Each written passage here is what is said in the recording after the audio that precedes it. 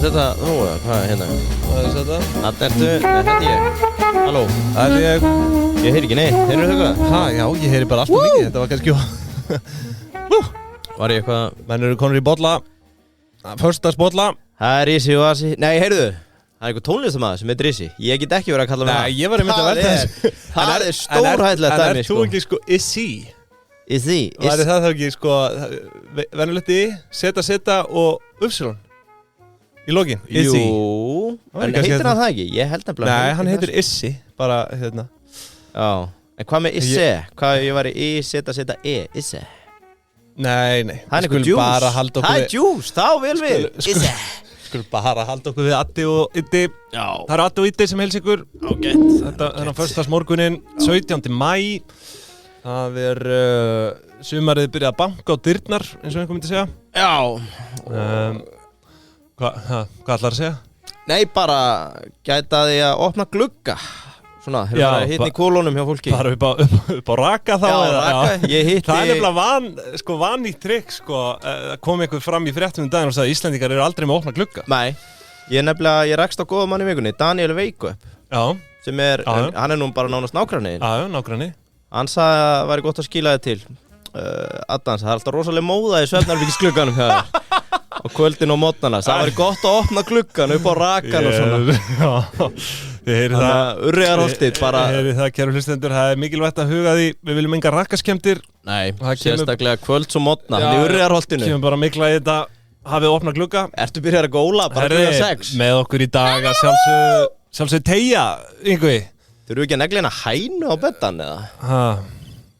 Já, í staðin fyrir engisbrett, við þurfum nú ekki að taka engisbrettuna. Þetta var líka svo lélugur hann hjá mér. Það veit sko, herði... Teygja! Já, veitir þér frelsi og svigrum til að reka fyrirtækið þitt, ég myndi segja það. Já, ég er ósamlega, ég myndi segja að það veitir með góða þjónustu. Já, algjörlega, það er svona nummer 1, 2 og 3. Það eru greiðslulausnin frá Teygja. Farin á teygja.is, íttu á komdu í viðskipti. Yngvi, það sem er bara langþægilegast við Teygja er náttúrulega að það er bara fast gjald. Það er ekkert falið. Já, ekkert falið. Og þetta er bara sama, gengur yfir alla, það er bara föst þóknun. Skiptir miklu máli fyrir veitingastæðin og ferðaþjónustu businessin. Já, þetta er bara upp á allan að gera og annað, sko. Það er alveg dæmi að það sé einhverjir 30 verðflokkar annar staðar, sko. Já, 30? Nei, ég segi svona. 27. Miklu fleiri allan. Þannig að einfaldaði lífið með Teygja, ekki spurning. Og þú búinn þar, þá er náttúrulega við hæfi að koma við á Jómfrúnni, setjast niður í eitt rækjukoktel og rósbít timbraðamannsins. Já. Sjálfsögðu með Carlsberg við hönd, 0,0%, alltaf 2, aldrei 1. Já, og svo er heitt núna að biðja að fá að sitja í portinu. Já. Segja ég ætla að fá að sitja í Jómfrú á portinu. Já, portið er opna. Maður meðal mönnum. Já, nei, maður meðal manna. Aha, já. Ég var að reyna hérna kynjafna þetta. Já. Er það ekki? Þá myndir segja fólk meðal fólks. Já, það er þannig. Já, ok. En sko, Jómfrúin náttúrulega er búin að opna úti. Var daginn allavega. Ég get nú ekki garanterað að verða helgina, það fer allt eftir veðri. En svo eru þetta sumarjazzinn í sumar 5 helgar í júní. Við fögnum því. Hann er mjög gott að sitja með eitt kaldan Carlsberg. Og það er komin dagskrá hérna inn á jómfrún.is, tjekkja á því. Sömuleiðis með Carlsberginn, tjekkja á honum líka. Þetta er fyrir kúrikan. Þetta er viðreynsla viðskiptalífsins. Það er að þú sér einhvern huggulegan businessmann að senda honum eitt Carlsberg. Og það er ekkert kynferðslegt á bak við það. Þú ert bara að segja honum, þú ert flottur. Þú átt skilið eitt Carlsberg. Þetta er bara gjöf. Þú ert bara flottur. Ég kaupi einn og þú farið einn. Það er Carlsberg. Þetta er vinskapur. Já, og Carlsberginn er náttúrulega líka vinsæll á ristnunni, sko. Já. Þannig að þið heyri það, Carlsberg 0,0%, alltaf 2. Heyrðu, hefur við eitthvað að tala skjálftan í öllu ristnuliðinu þegar yfirmennirnir fara dettin í Síma Pay? Já. Örvar hringdi í mig hérna á föstudaginn. Já. Það er aggression. Hann er aggressiv. Hann er alveg sölmaður. Heyrðu, hann tók og sýndi mér þetta. Þetta tók enga stund að setja upp hérna kortið, bara að setja í Apple Pay. Við erum konum með þetta. Sko, hann bjóð til, núna er pingjan með 2 kort. 2 virtual kort. Hann sagði, þú fær bara 75.000 skall í heimild, segast ég get eitt í. Ég fekk 100.000. Já, þetta líka sko, hann fór að sína með færsturna frá þér, við erum að færa kortun á milli. Ég er búin að leyfa ýmsa ganga hérna, Buzzsprout, hvað voru aftur að borga fyrir, Canva og eitthvað. Canva, já. Hann sýndi mér þetta allt. Af hverju ertu með 7 OnlyFans akkánta? Ég vissi að þetta var að koma sko. Ekki vera að tala þetta hér. Sifjaspell og fleira. Ég vissi ekki að það væri þessar íslensku hérna. Út að borga fyrir 7 OnlyFans akkánta. Ég sagði, heyrðu, við ætlum að gera reglu. Það risna. Nú þetta búið til reglur og þú getur bannað. Og ég að segja það, ef Síminn Pay hefði verið komið með þessa laust fyrir 10 árum, þá hefði ekki verið sér skandall hjá KSÍ á strippbúlunni. Nei, ekki séns sko. Ef þú ert fjármálastjóri, þá áttu að heyra í Síminn Pay akkurat núna. Sérstaklega með einhverja kjúklinga eða gamla refi á leiðin erlendis. Þetta er bara annarkvort. Og setur bara heimild, heyrðu, þú ert að fara þarna, 100 skall. Svo er þetta setja reglur með sko, að þú bannar bara fæslur á ákveðnum stöðum og ákveðnum flokkum. Þetta er bara fullkomið stýrikerfi sko. Brilljant. Þannig að ég sagði við Örvar, við skulum leyfa honum að hafa þess að 7 OnlyFans akkánta, það er bara í hans reikning. Já, það er bara risna. En ef þetta fyrir upp í 10, þá er það skemmta. Algjörlega. Þetta ekki sniðugt? Jú, algjörlega. Þetta er svo sniðugt. Síminn Pay, skráðu þig. Já. Strax í dag, eða sem sagt, fáðu hérna... Þú voru að komast á lista. Já, skráðu á lista, þar að segja. Og ekki seinna vænna en að kanna það í dag. Svo líka, varst þú búinn að fatta að þú veist, gamli skólinn sem er að hlusta, hann skilur þetta ekki. Heyrðu, ég ætla að fá nýtt kort. Það verður ekki sendt kort heim til þín.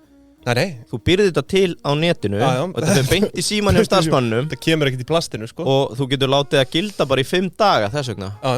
Þannig að þegar þú fer á þjóðhátíð með Aroni, þá getur við sett bara 5 milljón króna heimild í 3 daga, svo getur þú bara aldrei nota kortið aftur.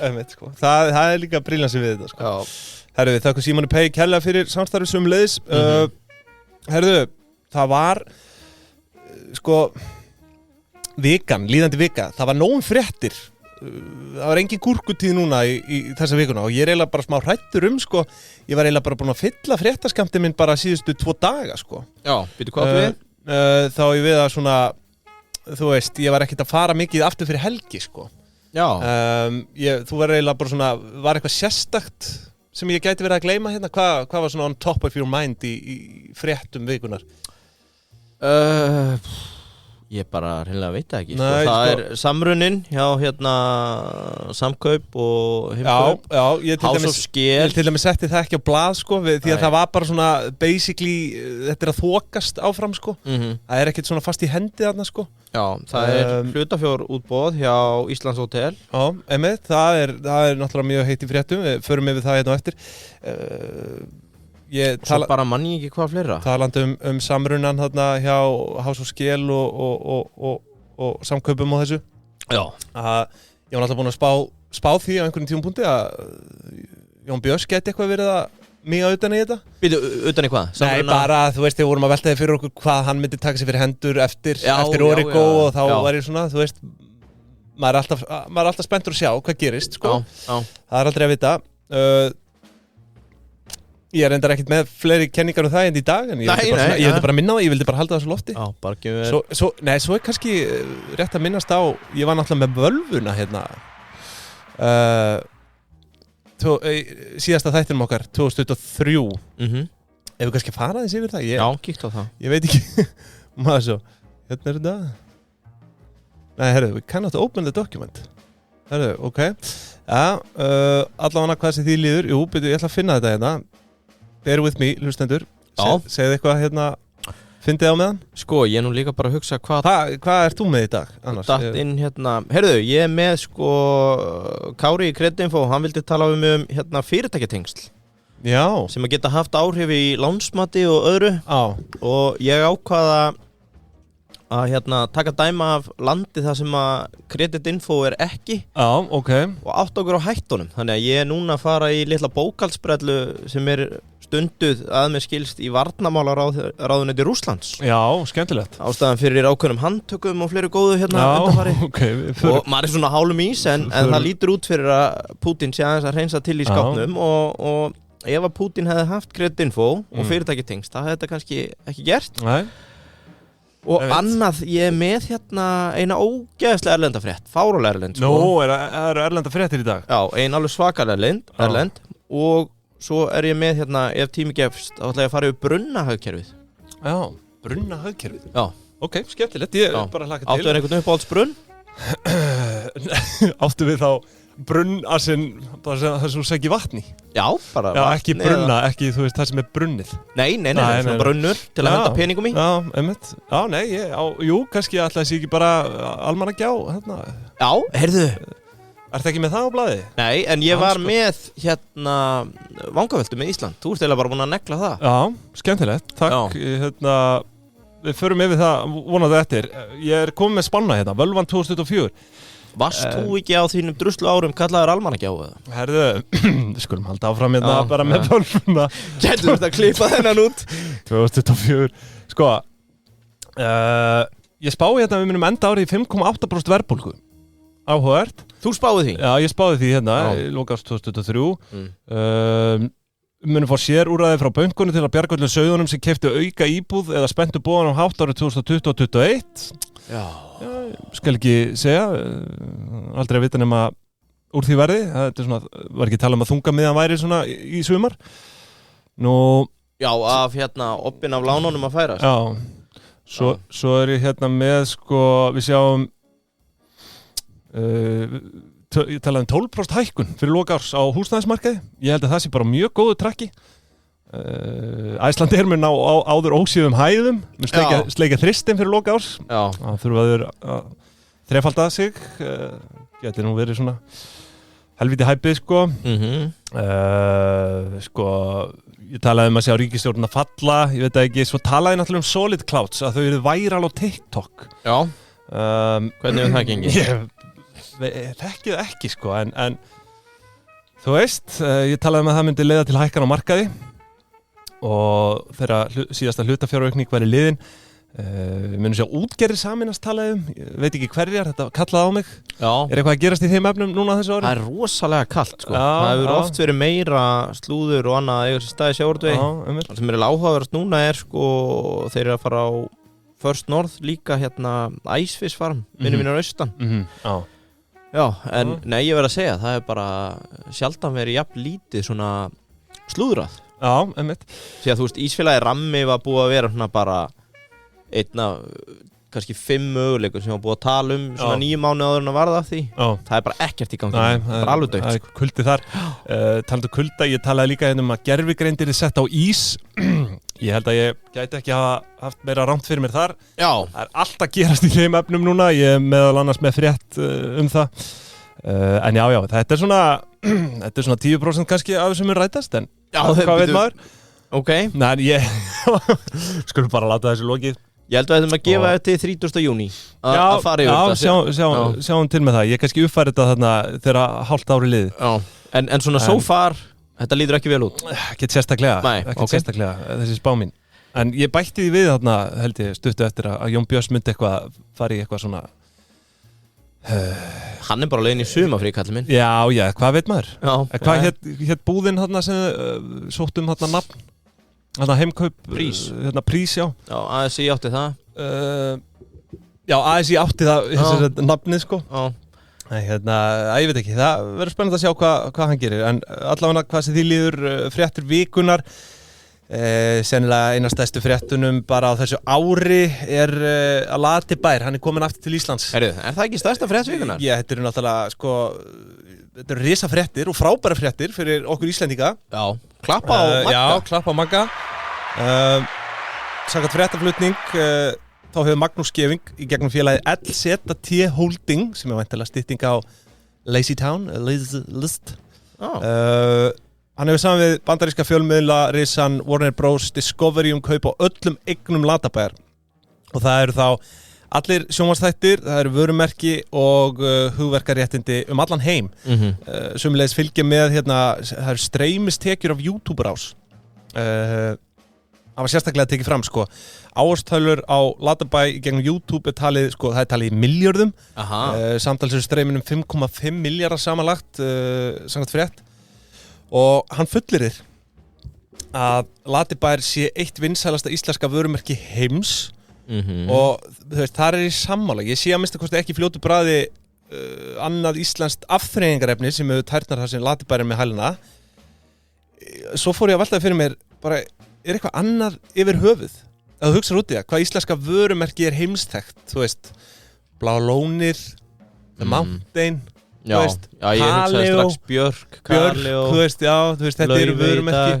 Já, þetta eru vörumerki, sko, en þú veist, hvað svona annað, einhver vara, íslensk vara, við gætum verið alveg á stórfeldum villigötum hérna, sko, og gætum verið að yfirsjást eitthvað, en ég meina, Bláa lónið var einhvern veginn það sem poppaði fyrst upp í hugan. Já, Blue Lagoon. En hvað var það afþreyingarefni, ég meina, þú veist, Latibær, Kaljó, svo hérna, hvað heita það, Tulipop? Nei. Já, það samt held ég ekki alveg orðið jafn stórt. Nei, langt í frá, sko. En allavega, þá held ég að þetta sé alveg brilljant kaup hjá þeim, getur ímyndaðir börnin sem að ólust upp við þetta eru núna orðið foreldrar. Ég get ímyndað mér, við erum þau börn. Já, 30 ári síðan. Ég get ekki ímyndað mér hvað varðum þessi börn. Og hvert munum við beina börnunum okkar. Nú, beint að íþróttálun. Já, mér finnst það eiginlega svona bara besti sölupunkturum við þetta að við þekkjum vörumerkið og getum mælt með því. Það er ekkert neikvætt í þessu dóti. Þetta kemur nú ekkert fram kaupverð eða neitt slíkt, sko, neins staðar. Eitt hérna. Já. Við ræddum þetta með þessi í gær. Hafið þú einhvern tímann heyrt kaupverðið á sínum tíma? Nei. Ég var að googla þetta núna. Hann er með 5,5 miljard views. 5.5 billion. Á YouTube. Hérna, samkvæmt Collider.com, sem er að fjalla þetta, segir sold to Turner and Warner Bros. Back in 2011 for around 19.2 million US dollars. 19,25 miljónir dollara. Það er hvað? 2011 krónan í hakki, ég var að segja 2 jardar, 2,5 jardar. Eitthvað svoleiðis, sko. Ég held að þessi tala hafa aldrei komið fram. Það hefur aldrei komið fram hvað hann seldi á. Nei, sko. Og það stendur þetta, while it wasn't disclosed, he did share his plans for the franchise. Það er ekki heldur vita hvað hann er að kaupa þá, sko. Nei, sko. En það er væntanlega eitthvað sem mun komið í ljós, sko, með 10 tíma. Já, ef við þekki okkar mann, þá er hann bara í pottinum að hlusta og... Já, þetta sé ekki fínustu kaup. Hvort það sé að kaupa þetta bara á hrakkvirði. Ég meina, það er ekki búið að vera að halda þessu úti neitt nema bara á YouTube. 1 epli og 1 vindil við hendina. Já, gott ef ekki. Við bara óskum þeim innilega til hamingju. Getur ekki sett á Oh Happy Day? Það er hérna? Nei, við setjum það bara. Setjum það bara síðar. Ég er ánægður fyrir hans hönd að vera komið með þetta aftur. Þetta á að vera íslenskt. Já, ekki spurning. Bjóðan Latabær velkomin. Já. Aftur í íslenska flóru. Herðu, það voru nú fleiri fréttir í vikunni. Þá sér í lagi meme-bréfin. Já. Þau eru komin á fullt. Já.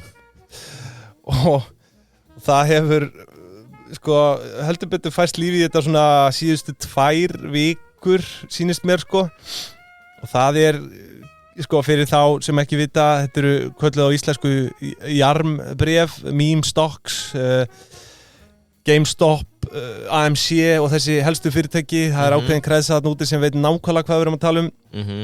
Og það er kísukallinn. Roaring Kitty, sem einhverju þekkir sem Deep Fucking Value á Reddit, það er kóngurinn þar. Já, það er okkur maður. Og hann hefur haldið í bréfin svokölluðum demantahöndum síðan þá, Diamond Hands. Skilst að hann sé ekki búin að selja eitt einasta bréf. Og sko, þetta hefur auðvitað verið að sveiflast heilan helling frá 2021, síðan þetta ævintýri náði þarna hámarki svona janúar, februar, mars. Þú veist, það hafa komið svona nokkrar upp, þú veist, þetta er náttúrulega hrundi, svo hafa komið svona nokkur hæp í gegnum þessi ár. En núna upp á mánaðamótum, þá byrjuðu bréfin að hreyfast örlítið upp á við. En það var svo á mánudaginn síðasta, 13. maí, sem hann tweetar í fyrsta skipti frá því árið 2021. Já. Hann hafði ekkert, þú veist, ég held að hann hef ekki einu sinni loggað sín á Reddit eða neitt þarna frá þessu ári. Og þá var það allt vitlaust. Og þessi mynd var sem þetta manni sem satt svona í, þú veist, tölvuleik í PlayStation, svona hallaði sér aftur í hægindastólnum. Svo kom svona hreyfimynd eins og hann væri byrjar að halla sér fram. Þú þekkir þetta úr FIFA, þegar þú varst að chilla, þá hallar þér aftur. Já. Svo þegar þú þurftir virkilega að fókusera, þá varstu komin hérna, komin á hægjurnar, sko. Já. Og til að gera langa sögu bara mjög stutta, þá höfðu bréfin hækkað 350% á milli 1. maí og 14. maí.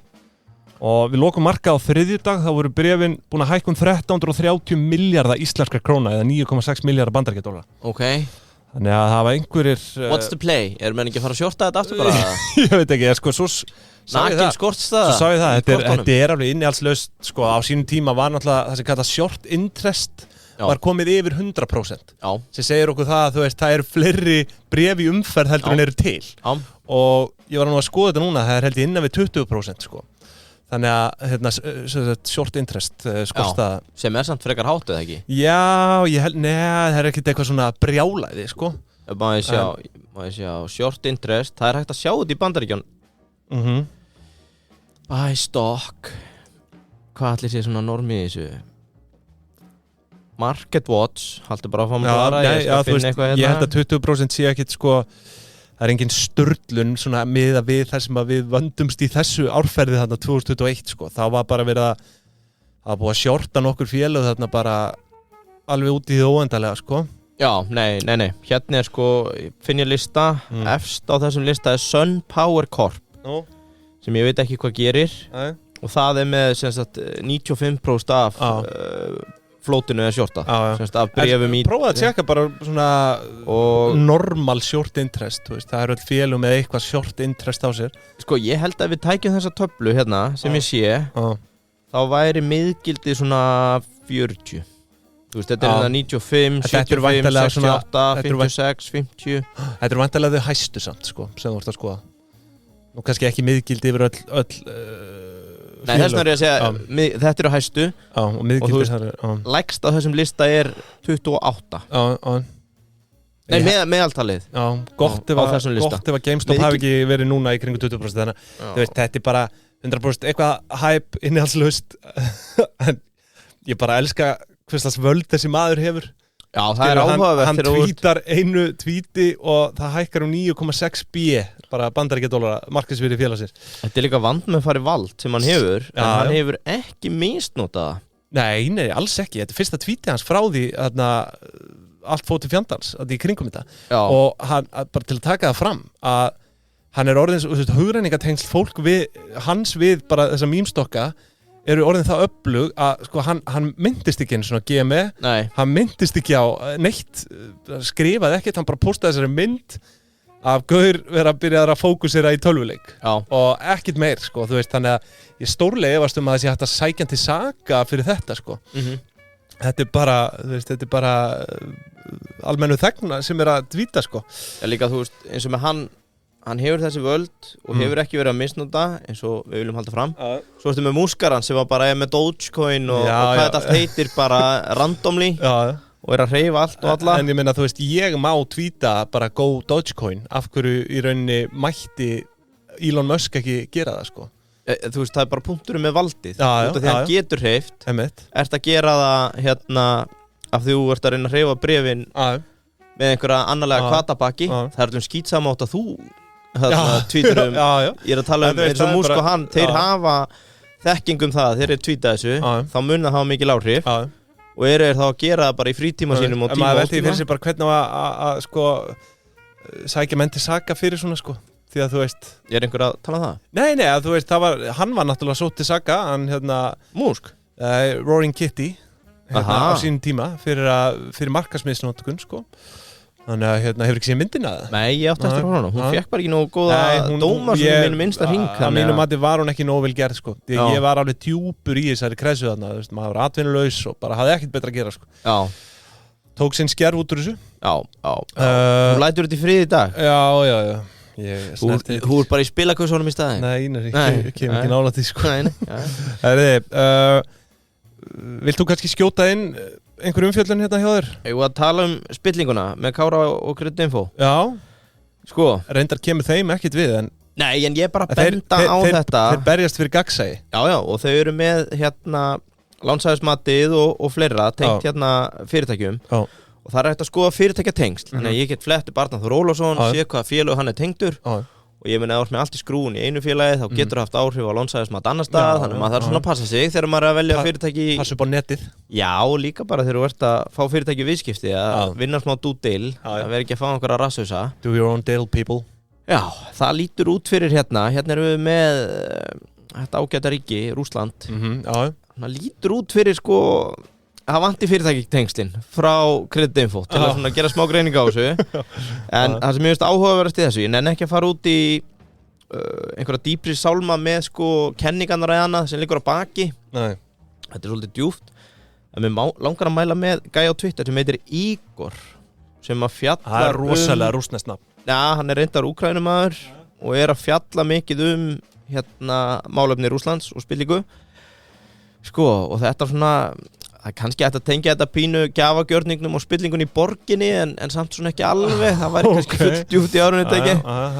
En sko, leikendur eru Oshevkin, sem semast einhver sem var hátsendur í Rússlandi, flýr 2015, ennþá rosalega tengdur og að fá senda alls konar skjöl og upplýsingar innan og bara ótrúlegustu stöðum í rússneska embættinu. Og hann byrjaði að birta þessar upplýsingar meðal annars að Shoigu, sem varnarmálaráðherra Rússlands, yrði settur af í lok apríl. Hann var 3 vikum áður en hann færður til í sko einu valdamesta embætti í Rússlands. Þá var hann búinn að kolla það.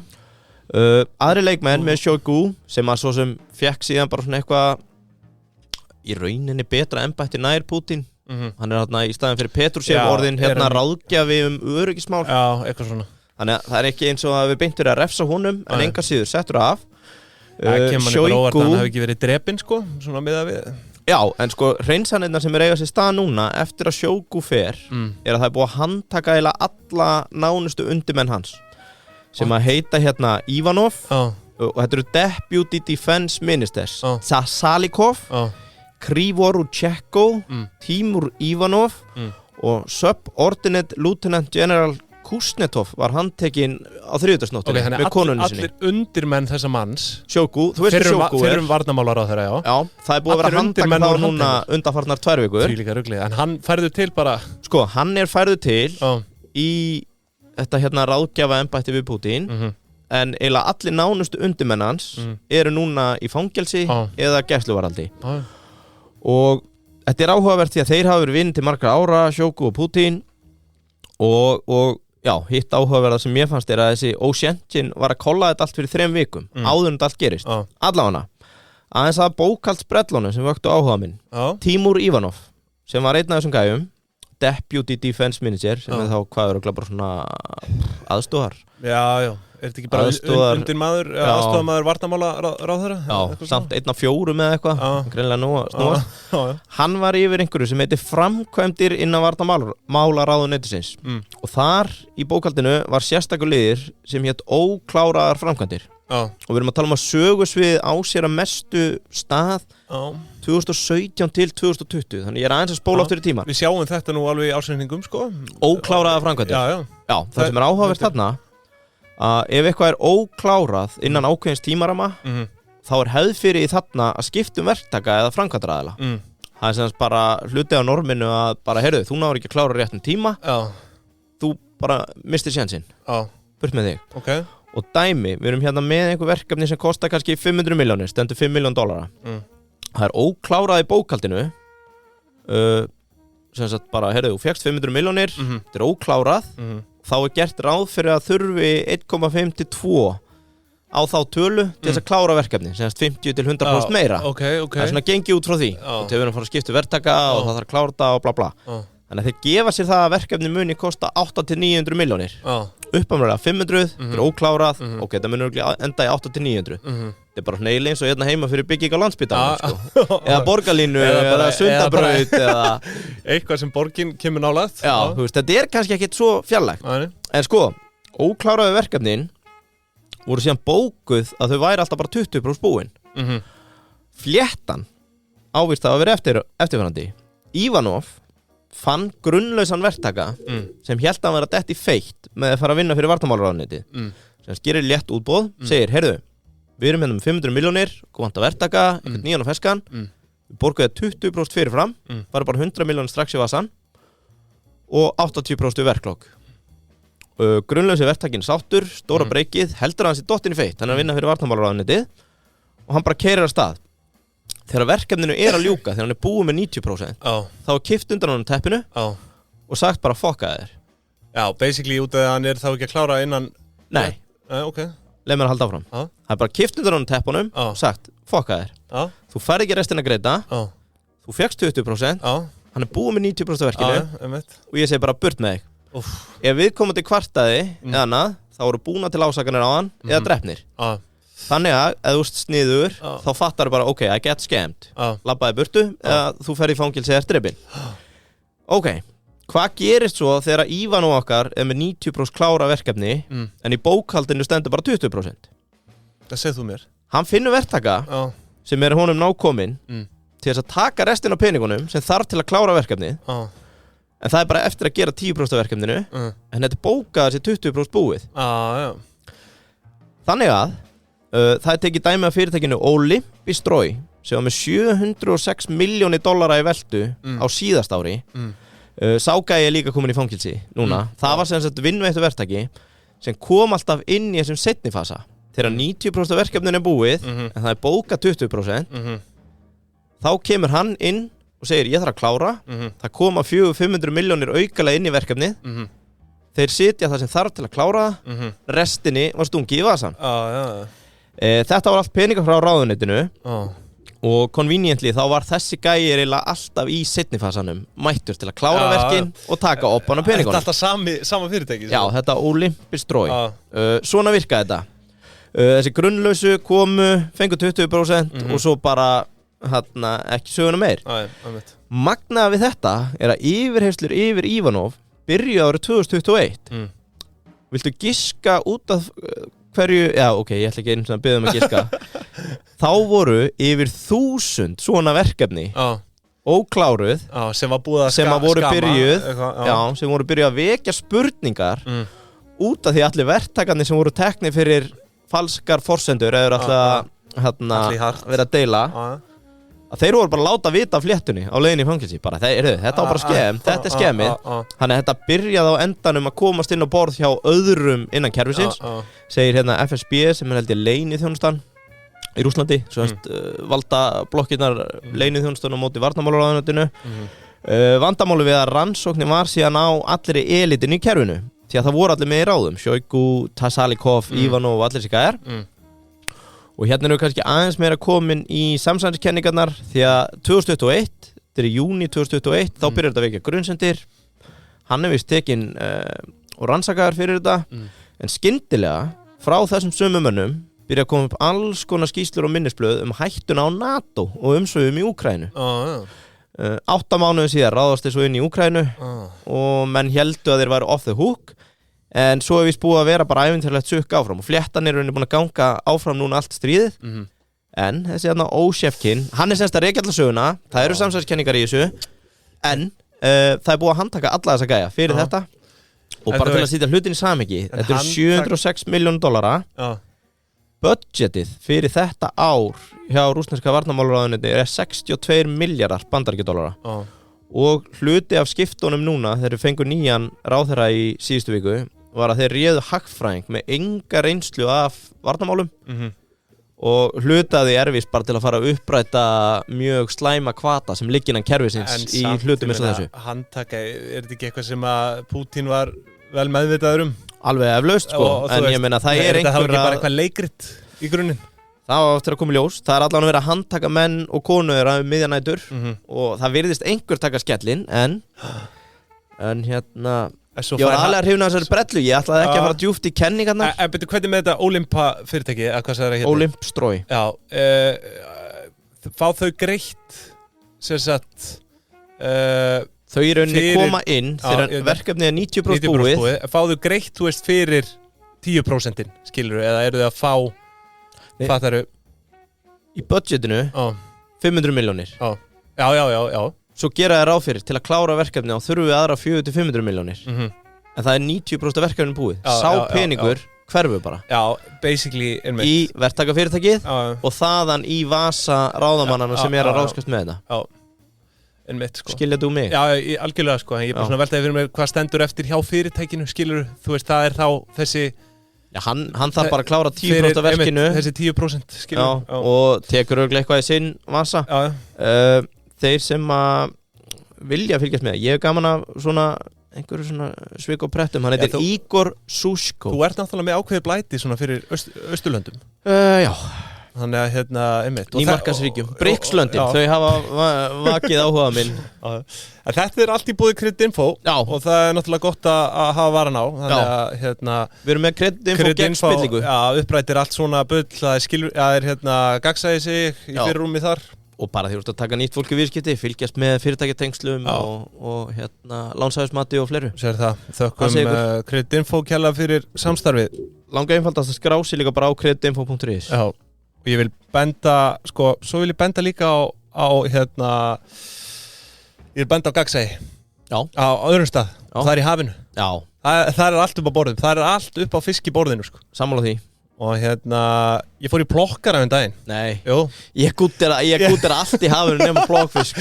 Það var geðveikur. Já, krakkarni þetta og þú greinlega. Fór í plokkaran og það hægt að kaupa rúgbrauð þarna og ég ætla hands down segja besta rúgbrauð sem ég fengið. Já, það líka. Það í hafinu. Þeir eru með 2 tegundir. Já, bara svona gamla og nýja. Þetta svona gamla og nýja í sin. Það reyndar. Ég fór í gamla. Ég gúttir það. Að grípa með alltaf rúgbrauð. Ég fór líka með þess að í auka kartöflur, ég kaupa alltaf þess að rösti kartöflur og geðslega góða Herðið, þið heyrið það hafið, það er ekki bara fiskur, það er líka plokkfiskur, sjáðu til. Rétt. Þökkum þeim kærlega fyrir samstarfið sömuleiðis. Herðið, það eru fleiri fréttir. Ég veit nú ekki hvort að við komum öllum umfjöllunum þín maður hinn í dag. Já, bara brunna hægtir eftir. Ég ætla að reyna að hlaupa yfir þetta bara hundavaði, OpenAI núna var að kynna nýjungar. Það ættu svona flestir að hafa allavega að fengið eitthvað viður af þessu og þessi gervigreind náttúrulega alveg orðin svakaleg. Þau voru að kynna mánudagi nýja útgáfu ChatGPT 4o sem sagt 4o eða 4.0 þetta er svona mjög skrítið stafsett þarna hjá þeim. Þetta er ekkert eitthvað svona 4.0 dæmi, bara 4o og þessi nýja uppfærsla gerir fólki kleift að vera með myndavélina í gangi, sína frá umhverfunuðinu sem sagt það sem við höfum séð Er þetta eitthvað eins og síðan með síðustu viku? Ég geti bara verið með myndavélina í gangi bara hey ChatGPT, what am I doing? Og hún myndi bara, you're recording a podcast episode og þú veist, þetta er bara eitthvað þannig. Ég myndi biðja að lýsa umhverfunu mínu og hún myndi segja mig frá þessum málverki og dildónum þeirra í Drugs After Dark og þú veist, allt svona og og núna það er einmitt svolítið móða á klukkonum þegar katarnir eru búin þeir slökka myndavélunum. Það er Drugs After Dark ekki vera að fendla okkur við það en svo núna getur líka láta hann að greina gögn og búið til gröf og töflur bara á mjög snirtilega máta, fínt fyrir skýrslugerðina. Núna hún er farin að bara þýða orð yfir á önnur tungumál eða sem sagt bara í rauntíma, þannig að ég tala bara íslensku og hún myndi svara mér á, þú veist, ítölsku eða eitthvað það er alveg bara orðið fánalega öflugt mjög öflugt væntanlega í tungumálakennslu og öðru en svo er það síðast en ekki síst þá er þessi uppfærsla að lífga aðeins upp á svona talsmáta gervigreindarinnar, því að nú talar hún bara við því eins og venjuleg manneskja bara eins og við erum að tala saman núna hún kemur með þessi orð eða svona á milli eitthvað svona I'm not sure about that, þú veist, þetta er bara fáránlega líflegur talsmáti og þetta er eiginlega bara líginni líkast og þessi tilkynning hefur valdið smá usla einhvers staðar á hlutabréfamarkaði sem dæmi Duolingo. Ingu, veistu hvað Duolingo er? Já. Tungumálakennslan Rétt. Á netinu, svona sennilega eitt öflugasta forritið sem er í boði, allan að vinsælasta. Þau eru líka risastór Já, þegar fólk er að tilengja sér nýtt tungumál. En Duolingo hefur lækkað 6% frá tilkynningu. Nú er náttúrulega 50 dagur, þannig ég veit ekki hvernig það verður á föstudegi en svo af einhverjum dularfullum ástæðum var gengi fyrirtækisins Duolingo búið að lækka 23% yfir 2 daga tímabil fyrir tilkynninguna frá OpenAI. Þannig að maður velti því fyrir sér hvort að það hafi verið einhver leki eða eitthvað inside information Ég samt að rannsaka það ekkert frekar, þú veist hversu stór viðskipti þetta voru eða annað, hvort að einhver innherji hafi verið að selja hvernig sem það er En hvað, bettið þá bara við munum ekki þurfa læra basically bara ChatGPT mun bara kenna þér þetta Þú veist, þannig að maður velti þessu, þú veist auðvitað velti maður þessu fyrir sem er marga iðnaði, bara er þetta ekki bara að fara að leggja allt á hliðina Svo benti góðu vinur minn á þetta daginn ef þú skoðar expectation versus reality á öllum tækninýjungum, bara eins og internetið og annað þegar þetta var að koma, það expectation alltaf svo miklu hærra. Fólk heldur alltaf að þetta sé bara gjörsamlega að fara umturna öllu. En þú veist, eins og netið, það var þarna heitt árið 2000 kringum aldamót, en svo bara svona raunverulega sprengingin kemur miklu seinna eftir að hlutabréfaverðið er búið að, þú veist, eftir að markaðir eru búin að prísa þetta inn, sko. Fattar þú bara eins og að koma þarna bóla sem sprakk í .com, svo bara svona 2007, 8, 9 var fólk fyrst einhvern veginn að geta bara svona versla á netinu og þannig, sko. Þannig að, og þú veist, og gervigreindin kemur ekkert á óvart, þú veist, þetta er náttúrulega frábært tól, en ég held að það sé ágætis tími í að við þurfum að sjá eitthvað svona brjálæðislegt benefit af þessu.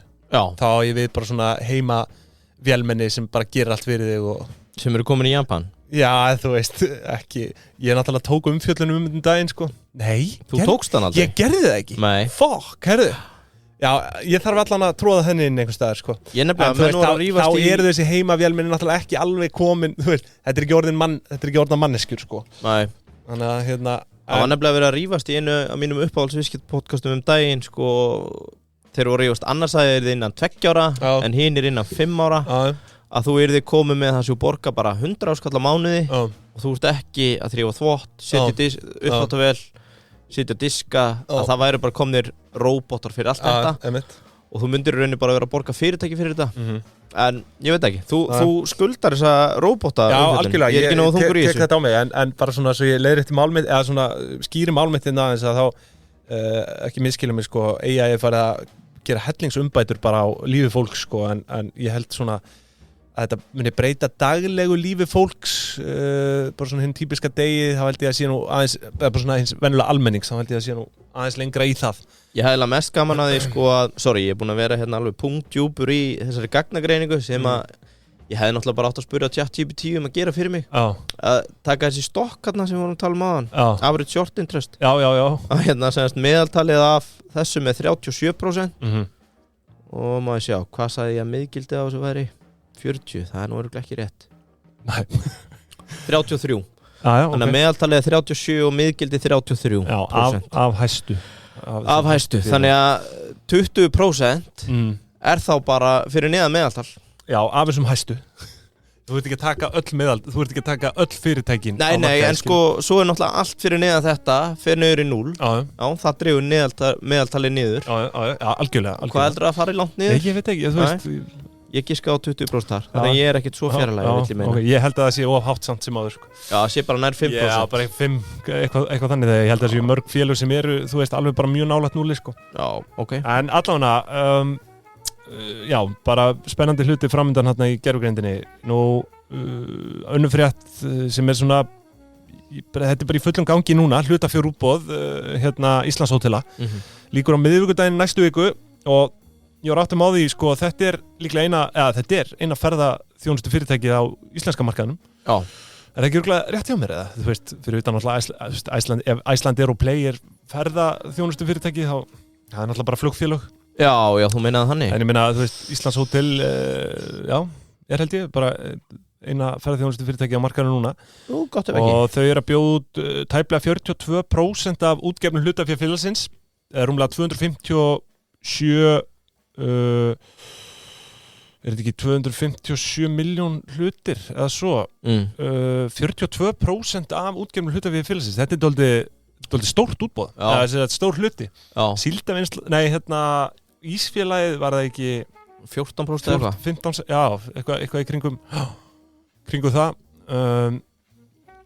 og sko þetta er náttúrulega minna félag, þannig að þetta þarf líka bara örugglega að vera ákveðin stærð til að laða að fagfjárfesta og líbana og... Algjörlega, og þetta er sem sagt maður sjá hvað var þetta... Káttu nú gæða okkur smá sigur í djúsi. Já, þetta eru tæpið 13 milljarðar en með við útboðsgengi sem eru 50 krónur per hlut. Já. Og ég hvet fólk til að kynna sér fjárfestakynninguna og vera að hrósa henni, virkilega flott, en nú hefur maður aðeins verið að leita á ráðin hjá gárungun. Já. Gárungarnir, þeir hafa öllu völd þarna í þessu og ég er ekki frá því að sé stemming fyrir þessu í þjóðfélaginu. Já.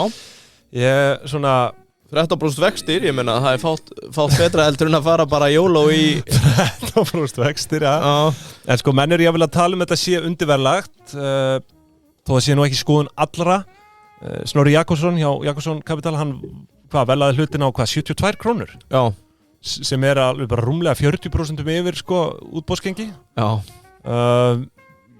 bara bera varast að þú veist, stóla það í blindni að sjálfsögðu, bara eins og öllum öðrum verðmætum sko, en hérna Ég elskar Snorra og við þurfum að gefa honum titilinn bjartsýnasti greinandi ásins annað ári í röð Það allt undirverðlegt sko. Ég að býða eftir að sjá það sem hann tekur bara einhvern stokk og urðar yfir hann Íslenski markaðurinn stórlega undirverðleg það virðist vera Það bara þannig, en hérna það sem ég ætla að segja en já, það virðist vera ágætis stemming fyrir þessu hver svona þín svona, hvað hefur þú verið að heyra í þessu?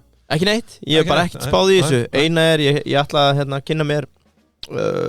að kynna mér margfaldara á hótelunum erlendis mér skilst það svona eina sem ég sitt út á þessa kynningu Elvar Þór Karlsson, vinur minn má gera það segja, ég skildi ekki akkur að bara vera að bera saman við íslensk félög sem eru með fastegni sem hluta Ég sammála því að það sko talað það svona asset heavy svona bara eignaþung svona hótelkeðjur út í heimi sé að treyta frekar svona ódýrt sko á lægri margfaldara svo fór ég að skoða bara einhver svona gögn sko EV2 EBITDA fair price, það var nú bara eitthvað í kringum 17 Marriott 19,3 og út af því að þessu slegið upp og ég held að þeir sé að koma inn á, var það ekki 11 eða 10,4 ég held að það hafi verið í kringum 10-11, svona í kringum það þá spyr maður sig sko af hverju að bera þetta saman við Reiti versus að bera þetta bara saman við Marriott og aðrar hótelkeður Ég mjög svo sammála því Það var svona eina, síðan sátur þessu Það eru 10,1 með við 2024 En ég held að mín persónulega IPO-strategi að verði bara svo sama reyna að skrá sig fyrir einhverju grunngjaldi þarna í og sitja og bíða Það hefur gengið ágætlega undanfarið Eða bara fjárfesti í þessu og selja Já, ég hef ekki verið þar Ég náttúrulega kúriki maður hefur stundað það Já, þú ert með yfirdráttinn bara alveg Nei, það er ekki með Það er ekki með En ég meina, þú veist, ef við förum út í þau fræði skilur við, þá hefur það sýnt sig að það er bara mjög bara, hvað myndi maður segja bara ákjósanleg fjárfestingarstrategi að taka bara yfirdrátt í nokkra daga, fjárfesta og selja Er það meðmæli frá Euratom? Nei, það er alls ekki meðmæli, en ég er að segja bara það hefur sýnt sig að það er bara það sem við köllum jákvæða ávöxtun skuldsett fjárfesting og svo kallur gírun og en ég er alls ekki að mæla með því Sko, Hilton er 24,8 24,8? EV2 EBITDA Ég veit ekki, við hefum kannski átt að spá aðeins meir í þessu En já, farið varlega Já, spá í þessu, þú veist, þetta er bara þú veist, það er ekki okkar að vera að segja hvort það sé rétt verðlagt náttúrulega í grunninn en eins og ég segi, það er stemming fyrir þessu það er það sem ég hef heyrt Var ekki gaman að fá einhvern svona aktivist investor sem kemur inn bara og burt með fasteigninar, selja burt fasteigninar og 20 ára langtímasamning og leysa þetta upp og selja til Hilton eitthvað svona smá djús í þessu leysa þetta upp bara Herðu, nei, það er bara eins og það er Herðu, nei, einmitt, sko, ég er með fleiri fréttir, ég ætla samt að hleypa þér kannski að Já, er ágætt að klára mig, brunna hagkerfið Já, er það í bóði Payday eða ætlar að setja smartin á þetta eða hvað?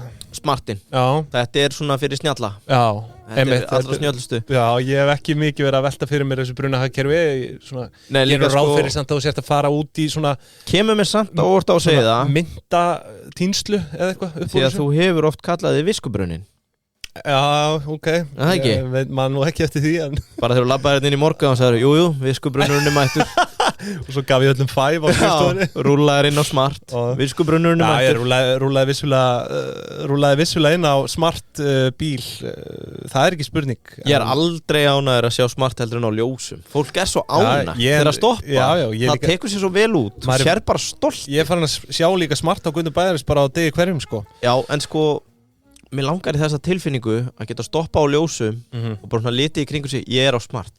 Maður sér það bara í augunum á þessu fólki. Það svo ánægt að vera á smartinu. Sjáðu mig hvað ég smart. Já, sjáðu þig hvað ég smart. Tilfinning sem þú færði ekkert í hvaða bíl sem En hér erum við með sko, til dæmis ef við tökum bara ódýrasta bílinn þeirra frá Smart Pure. Já. Það undir 5 miljónir 4.990.000 með styrk fyrir nýjan bíl fyrir nýjan rafbíl dragni 310 km ásett verð 5.890.000 en þú færði þennan styrk sem orðin vísfrægur og þá er það lækka verið niður í 4.990.000 tæpa 5 miljónir þannig að þú færð erfitt að finna ódýrari rafbíl að mínum mati. Sko, sá sem drekkur vatn á brunninu verður margs vísari hvert sinn. Já. Sá sem keyrir smartin verður margs vísari hvert sinn. Þetta er norræn gildi. Já. Sko, helvitiðan Óðinn, hann þurfti að gefa auga fyrir þetta. Hann liggur á botni Mýmisbrunns. Þetta þekkjum við. Manstu ekki norrænni góðasögu? Varstu búin að gleyma hvernig Óðinn misti auga? Mýmisbrunnur. Sagði að héti það? Mýmisbrunnur. Já. Æ, ég man ekki. Óðinn gaf auga fyrir viskuna. Já. Það var þannig. Þetta þekkjum við. Sko, flestir henda klinki, Óðinn fleygði auga. Tölum aðeins cash. Sko, sögulega séð, þá byrjaði fólk að henda klinki í svona brunna því að trúði að hreinsaði vatnið. Þannig bara aftur til, ég veit ekki hvað. Þannig að þessi hefð, sko, hún er komin af einhvers konar trú. Já. Að henda. Já, sko, nei. Það trúði því að þetta hreinsaði vatnið. Að vatnið er hreina. Í gömlum brunnum, þá var fólk að henda klinki þangað. Það kom svo endanum í ljós að silfur og kopar sem voru aðalmyndirnar á þeim tíma voru bakteríueyðandi og þetta gerði drykkja öruggara þannig að þú veist, já, svona fallið saga. Þannig að það, þú veist, ég er bara búinn. Takk fyrir þetta. Nei, sko, ég vissi ekki alveg þessu og fólki vissi ekki á þessu, vissi að þetta virkaði. Þannig hefur það bara verið. Fólk sér brunn og hendi klinki. Og ég veit að þér finnst fyndið að gera þetta með selónum hérna í húsdýragarðinum en það var bara alls ekki að henda klinkið þangað þó að þú gerir það, bara alls ekki. Það verið að hætta því núna. Árið 2007 þá kemur út skýrsla frá The Fountain Money Mountain Report. The Fountain Money Mountain Report. Skemmtilegt nafn. Já, og þau voru að taka saman að þetta sé 3,7 milljón dollarar á ári sem hendi í brunna. Ekki meira? Nei. Í Bandaríkjunum þá? Heiminum. Í heiminum? Já, meðal deposit í Bandaríkjunum 40 cent á einstakling.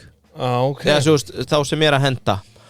Og ég með spurningu, og þessi brunnur búin að vera svo arðbærasti í heiminum, bara svo lengi sem sögur og tölur fara af. Já. Viltu giska hvað brunnur það er? Hvað er svona þessi frægustu brunnar? Ég veit ekki, þetta ekki einhverjum þjóðgarið þarna í Bandaríkjunum? Ég held að margir sem eru staddir á Tenerife núna það er kringu Yellowstone eða eitthvað. Margir sem eru staddir í Tenerife núna fari á brunnin þarna þetta litla plaza þar sem allir fara á þetta þarna ítalski staðurinn og heitir ekki Bianco? Það er svona brunnur. Það var alveg einhver peningur það. Já, alveg på þetta sko. En ég bara trú ekki, ég held að það sé miklu meira en 3,7 milljónir dollara. Já, flott. Hringdi í Fountain Money Mountain Report og sett út á aðferðafræðina. Sko, arðbærasti brunnur í heiminum í dag búið að vera bara í næstu 50 ár er Trevi Fountain í Róm. Já, ég ætlaði að segja Ítalíu. Ég held að vera að tala í Bandaríkjunum. Nei, bara worldwide. Það hlaut að vera Ítalía sko. Er að taka 1,5 milljón dollara á ári. Bara næstu í helming. Já. Það er bara 200 milljónur á ári. Það er 500 skall á dag cirka, segir hérna. Hvað sagði hann héti, brunnurinn? Trevi Fountain í Róm. Og það er samt talað að meðaltalið er mjög lágt. Það er bara einhver 14 cent á kjaft. Því að það er 10 milljónir manna sem fara þarna á ári. Fyrir COVID var hann að taka 2 milljón dollara á ári. Þannig að hann hefur aðeins gefið eftir. Hvernig, sko, hver hefur tilkall til þessa tekna ef ég má kalla þetta tekjur? Það er eitt sem ég lærði þegar ég var að skrifa ritgerðir og fleira sem barn. Það er inngangur, það er meginmál og það er lokár. Og ég hef reynt að láta þetta stjórna lífi mínu í þessu hlaðvarpi. Nú ert þú að reyna að ganga inn í lokaorðin þegar ég er í miðjum meginmáli. Ok, og þú afsakaði þetta. Skilur hvað er að fara? Manstu þegar þú varst að skrifa ritgerðir? Lastu meginmáli að þú fórst í lokaorðin? Hvað meinur, las ég meginmáli? Fórstu beint í lokaorðin? Nei, ég held að ég hafi nú bara gert þetta í línulegri röð. Bear with me, förum í meginmáli. Ein ástæðan fyrir að Trevi Fountain er svona stór og þessi, fyrir utan hennar mikla fjölda ferðamanna að 1954 þá kom út mynd sem heitir 3 Coins in the Fountain. Já, 1954. Já. Þar var sagt að þegar þú ert stattur fyrir fram að þennan brunn í Róm þá er þú að henda með hægri hendi klinki yfir vinstri öxl. Ok, þess að já, annarkvort á svona, henda bak við þig eða allir sem eru að hlusta, taka hægri hönd sveifla yfir vinstri öxl. Þetta áttu að gera, samkvæmt myndinni og þá er garantít að þú komist aftur til The Eternal City sem er vist Róm. Þetta er til að tryggja farsæla endurkomu til Róm, þá áttu að gera þetta. Þetta hefur bara gert það verkum að þetta var bara eitthvað cultural phenomenon, menningarlegt bara undur, afrek. En hvers við peningurinn? Já, það er það tekur okkur að loka á honum. Allir hlustendur eru að spura sig það núna. Í eiginlega öllum brunnum í heiminum þá eru 2 óskrifaðar reglur. Þetta fer til góðgerðarmála eða þeir sem eru að þrífa brunnin fá að hirða ágóðan. Það er mjög mismunandi eftir hvert er. Helviti góð tekjulind þannig á Ítalíu þá. Á Róm. Eða það þrífa brunnuna. Já, og í flestum tilfellum er þetta bara ok. Fyrir flestum er þetta klink. En Trevi brunnurinn okkar í Róm hefur sögulega séð verið smá vesen með. Fram til ársins 2021. Nei, 2001. Ég get ímyndað mér hvað þeir að valda. Fram til ársins 2001. Þá var nefnilega kaþólska kirkjan alltaf að sækja þetta. Og það var bara þegjandi samkomulag það og peningunum fór í kaþólskt málefnastarf að nafni Caritas, þar að segja C-A-R-I-T-A-S. Já, og er það svona trúarlegar fjárfestingar? Já, það tengdist einhverjum málefnum kaþólsku kirkjunar og bara kirkjan sá þetta og peningurinn rann í vasa, örugglega einhvern annan vasa sem þeir stjórnaði þetta. 2019 ákveður Rómaborg að claima brunnin. Segir bara, heyrðu, nú þrýfum við innan brunn og við eigum peningin. Þið fáu bara ekki starfsmenn í gulum vestum og bara kaþólska kirkjan sturlast og Rómarborgar í rauninni líka. Það verður allt vitlaust. Svo endanum gefur Róm sig með þetta og segja við ætlum samt að sinna umhirðunni en við munum áfram gefa peningin til Caritas. Meinar. Þannig að það er víst sko betur varðið í eitthvað góðgerðar starf. Jó, ég hugsa það. En aðri stóri brunnar er að Mickey Mouse sem er brunn í Disneyland sem tekur $20,000 á ári. Bellagio í Las Vegas sem er svona stærsta ljósasofið er $12,000 á ári. Þú veist, þetta er engin peningur, þetta er 15 milljónir sko. Ég hefði haldið þetta væri miklu meira sko. Já, sko, Trevi er bara fólk er náttúrulega ekki að henda seðlum í þetta sko. Þetta eru bara þannig að ég var svona með hugmynd sko fyrir utan Almannagjá sem þú sagðir ná sem er sniður staður. Það væri gaman að koma staði hversu mikið það væri ári. Það er mikið kass. Er Almannagjá þrifin eða? Árlega? Nei, það held ég nú ekki. Það er nefnilega, þetta getur verið ágætis peningur. Já, sko, Almannagjá, það er náttúrulega, sko, Almannagjá, er það rétta orðið yfir þetta? Almannagjá er náttúrulega þarna, þú veist það sem lappar, sko. Já, meðfram. Við getum en nú reynir á landafræðina, maður, jésús.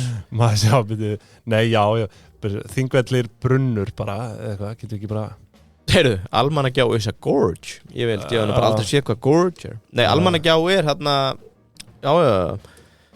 þetta heitir eitthvað annað. Já, við erum alveg sko út af þekju. Þið bara afsakið þetta sko en Þingvellir bara klink brunnur eitthvað. Nei, það kemur ekkert fram hérna.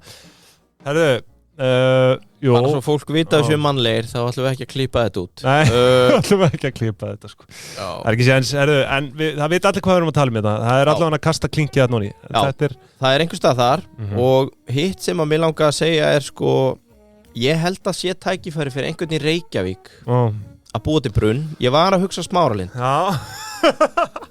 að Halldór Benjamín myndi bara sjálfur grafa brunn einhver staðar í kringum Smáralind og skýra The Fountain of Peace in Iceland. Svo gerurðu svona eitthvað í kringu það, ferðamenn koma. Þetta er brilljant viðskiptahugmynd sko. Talandi passive income. Já, þú veist, eina sem einhver á Íslandi þarf að gera er að grafa brunn og skýra hann eitthvað peace, equal society eitthvað svona. Þetta eins passiv income á að gera sko. Ég held að payback á þessu sé svona 2 ár. Ef þú nærið að marka sitt eða rétt. En það var það. Það eru margir sem halda þessi meiri peningur í þessu en svo ekki sko. Nei, ég þakka fyrir þessa umfjöllun, hún var skemmtileg. Heitir ekki Silfra sem að mennina? Jó, sennilega. Ég snorklaði í Silfru sko. Já, þú áttir að vita þetta. Þetta einhver svona gjá þarna. Djöfullinn hafi það. Herru, kannski ein frétt að lokum. Ég er nú með 3 sennilega en það verður að bíða. Sko, ég bóði Payday. Já. Ég segi þessi gott að eiga almennilega loftmynd af Íslandi. Ertu búin að sjá þetta? Drekkingarhylur, já. Það hlýtur að vera það sem við erum að vísi. Já, það er náttúrulega ákveðin saga á bak við hann. Úf, eða einhverju sagfræðingar að hlusta eða landafræði nefndarar. Við höfum ekki komið þetta lengi. En sko, það virðist vera nóg til hjá ríkinu sem fyrr. Ég segi bara takk ríkissjóður fyrir þessa verðmætu fjárfestingu en nú að vera að fjárfesta í almennilegri loftmynd og það er hann Karl Arnar Karlsson, framkvæmdastjóri Loftmynda EHF sem gagnrýnir nýafstæðið útboð ríkisins á loftmyndatöku af Íslandi þar sem samið var við erlend fyrirtæki að taka nýjar loftmyndir af landinu. Sko, árið 2019 gáfu Landmælingar Íslands út skýrslu sem áætlað var að stofnkostnaður við að taka loftmyndir af öllu Íslandi var í 700 til 750 milljónir og eftir það 160 milljónir á ári í viðhaldskostnað. Og það sem að vekur athygli er að það er nú þegar loftmynd til staðar af öllu Íslandi. Já. Og ættu að vera augljósir hagsmunir ríkisins að þurfa ekki að vinna þetta verkefni aftur. Hann segir að þau erlendu fyrirtæki sem saman var við muni hafa viðveru hér á landi alltaf 3 mánuði á ári næstu 3 árin og á þeim tíma verður reynd að mynda eins mikið og hægt er. Og sko, hér er verið að eyða í nýja loftmynd, þessi 750 milljónum og 160 í svona einhvers konar viðhaldsvinnu við það. Og sko margt bjánalegt hefur maður nú heyrt sko, en þetta er sennilega með því allra bjánalegasta. Ég veit nú ekki, þú veist, hvenær þessi loftmynd var tekin sko og maður velti fyrir sér þarf einhverja nýja loftmynd af Íslandi? Já, ég veit það ekki sko. Og sko, ég fór svo að velta því fyrir mér hversu mikil business er þetta hér á landi? Já, einhver, skoða EHF-i hjá honum. Já, við þekkjum Svarma. Þeir eru í einhver svona loftmynda með drónum og svona rísandi fyrirtæki á Íslandi. Svo er fer ég inn í þetta fyrirtæki, Loftmyndir EHF, sem er í eigu meðal annars þessa Karls Arnars Karlssonar. Og honum virðist ekki vanta salt í grautinn sjálfum, félagið er gjörsamlega mókin, þau högnuðust tæplega 400 milljónir síðustu 5 rekstrarár og veltu 437 milljónum í fyrra, 2003.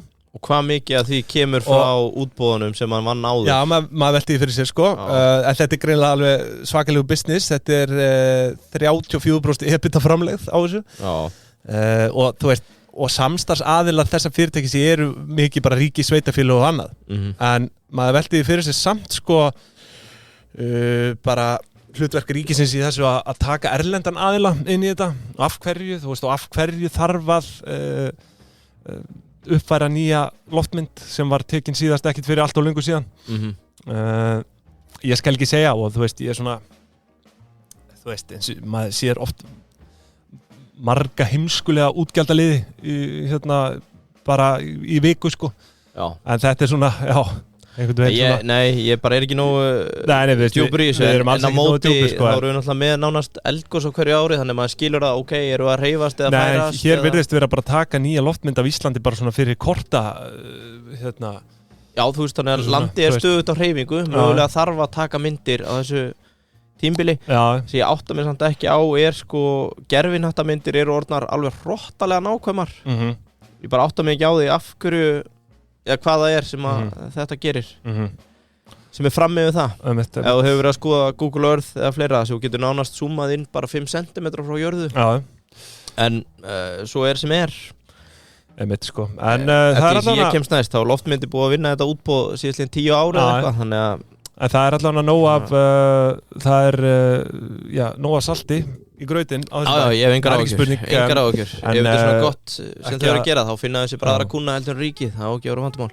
En ekki að þetta tengist Payday svo sem á nokkurn hátt, en að vissulega var þetta innslagið boðið Payday og ég þreytist ekki á að nefna það núna sérstaklega fyrir bara bókarana þarna úti að kynna sér þessa lausn og jafnvel að íta sko viðskiptavinu sínum út í Síman Pay. Þetta tala náttúrulega Síman Pay og Payday, það mun tala saman. Já. Og þetta bara, þú veist, bara stóraukinn skilvirkni að vera í þessum tveim lausnum. Sko, talaði við mann daginn sem að farin að, sko, hann sem sagt bókari og rauninni bara farin að skala sig. Hann komið með fólk undir sér. Sem alltaf nota Payday. Empire Building. Og þetta það sem að gerast í heimi bókara í dag, sko. Já. Þetta bara, og hann þakkaði Payday. Hann átti Payday alltaf þakka, hvað þetta var, sko. Já, bara hann búin að ná einfalda verkferðla. Já, bara verkferðlarnir eru orðnið það smúð að hérna... Ég var að fá útboð í bókhaldsþjónustu 2020 og var að tala um einhverja stofur og þau voru að reyna að gefa mér verðmat, eða sko verð í þjónustuna út frá möppum. Já, það er steinalda dæmi, sko. Ég hugsaði bara, þið eru svona 3 áratugum á eftir því sem er að fara að gerast. Svo endan var það náttúrulega bara harpa okkar sem slátraði þessu. Já. Enda var hún ekki að gera tilbúð út frá möppum. Nei. Hvað áttu við? Ég trúi þessu eiginlega ekki, sko. Þetta eru 4 ár síðan, sko. Ég trúi þessu ekki, sko. Bara, já, hvað ertu með marga möppur? Þið heyrið það bókarar. Þetta alltaf rafræn. Það er þess að möppur og trottuðum. Komið ykkur inn í nútíman og ekki síður þetta bara fyrir fólk sem að stofna fyrirtæki þar að senda reikninga, einyrkjar og aðrir, bara payday.is, skrási strax í dag. Já, ef þú ert með bókara sem að verðleggja út frá möppum, þá er þetta betur borgið í Payday. Bara heyri Bjössa, mæli ekki með einhverjum öðrum. Minnum á Deep Into Pingjan, Facebook-hópin okkar, þar erum við með afsláttakóða fyrir alla sem að sæna sig. Minnum líka á að íta á follow. Það er pinnað þarna einhvers staðar, þið þurfum að fara smá til hægri. Já, minnum að íta á follow. Og svo er ný kynslóð af hlustendum að koma upp. Þannig að ef þið þekki einhvern sem eru viðskiptafræði, sálfræði, öðru í háskólanum, að senda pingjuna. Við erum að reyna að yngja upp. Já, það ekki. Alltaf að yngja upp, sko. Já, bara dánatíðni er að aukast inn á landinu og ég finna bara á hlustendum. Það eru margir úr okkar diggasta hópi. Eru bara komnir undir græna. Undir græna torfu. Já, undir græna. Nei. Þannig að við þurfum bara að fara yngja upp í þessu. Herri, gott fólk, ég held að við látum þessu lokið þá bara í dag. Herru, eitt að lokum, eitt plugg. Ef einhver er í Kópavogi með dósir og er að henda þeim eða nennir ekki að fara með þær, fara inn á pikka.is/HK. Þriði flokkur kvenna í fótbolta á HK er að fara að sækja dósir. Eina sem þú ert að gera er að fara á pikka.is/HK, skráði og það kemur einhver snáta og sækja hjá dósir og fær peningin í vasan. Já. Góðgerðamál. Já, algjörlega. Ytta og ytta. Bara gæti ekki mælt meira með. Nei. Herðu, þá látum við þessu bara lokið í dag. Er eitthvað svona lokum frá þér? Nei, bara, þú veist, er þetta ekki bara áfengi og eiturlyf helgina? Herðu, takk í dag. Takk í dag.